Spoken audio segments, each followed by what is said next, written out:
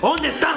¿Dónde está esa roba marido? Ahí está, mamá. Ay, esto va a terminar muy mal. Y no me pudiste engañar con alguien mejor que esta. ¿Cómo que alguien mejor que esta? ¿Vos te viste la cabeza de loca que tenés? ¿Hace cuánto no usas un champú? ¿Qué dijiste? Ven para acá, hijo de la mierda.